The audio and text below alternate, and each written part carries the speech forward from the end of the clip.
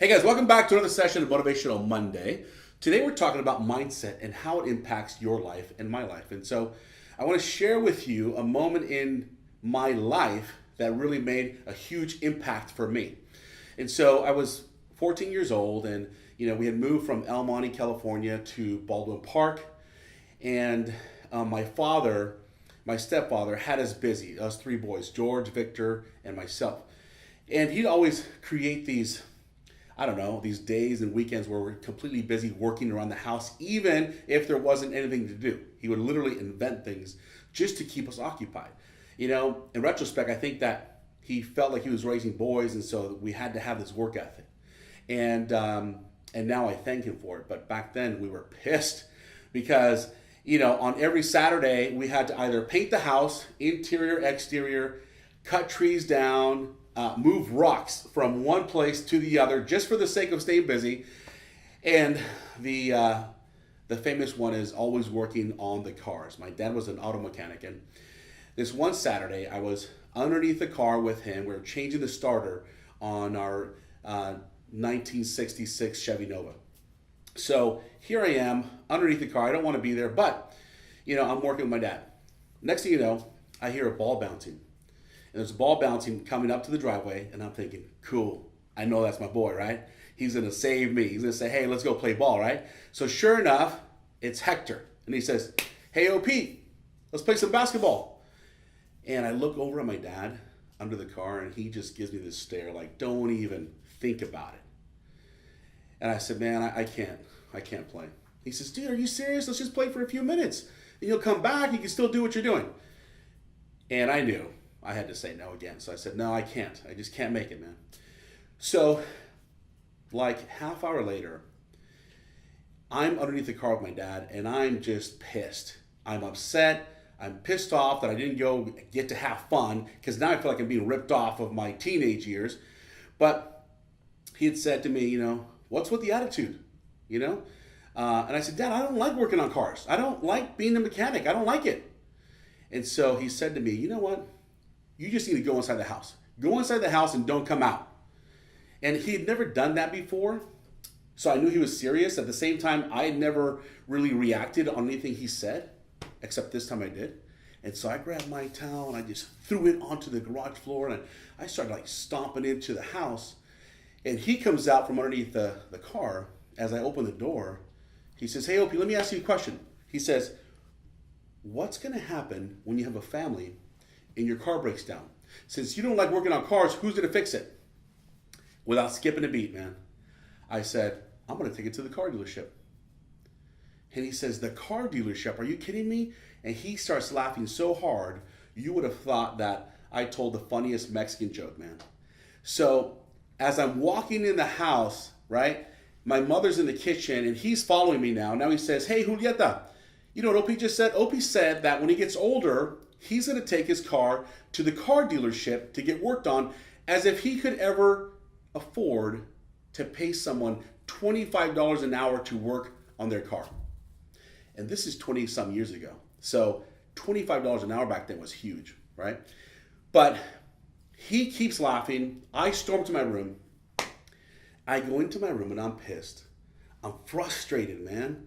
I'm tired of being poor. I'm tired of having to do everything all the time and still come up short. Here's an example. I would have to wear my older brother's hand-me-down clothes from the year before and wear his Levi's the next year in school.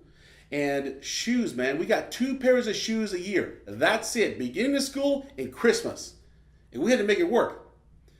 And I'd be made fun of at school for my shoes. And all that frustration, I'm just like, fuck this, man. I hate it. I hate being poor. And I don't want that. And I'm just pissed off. So I don't come out of my room at all the whole day and night. My mother would come pray with us every night. And I'm pretending like I'm sleeping.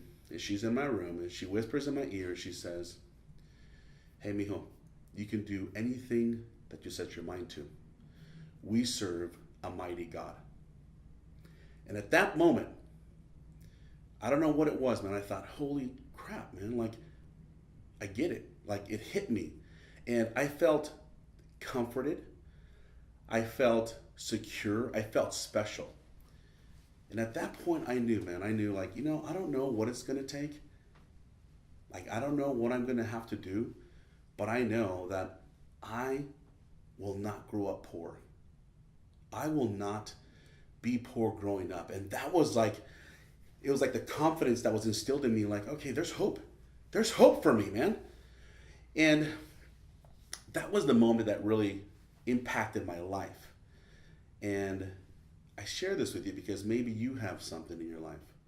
Maybe someone has, squashed on your dream, or someone has told you that you're not good enough, or someone has told you that you can't do it. And so at that moment for me, I had two options. Number one, believe what I was going through. We were broke, man. We couldn't afford much. And the other option was to believe the inspiration that I was given by my mother. Like, do I believe this or do I believe that? It's much easier to stay here because this is my reality. This is what I'm going through. I'm living physically every single day. Here, the inspiration is more of a dream, right? More of a vision, more of your mental space. And that, my friends, that is where the juice is. If you live in that realm and you own it, and you know without a shadow of a doubt, like, you can transform this vision, these dreams into reality. Here's the tricky part. You may not know how to do it. I didn't. But don't let that be your stumbling block. Too often, we are so close to getting what we want, but because we can't see it, we give up on it.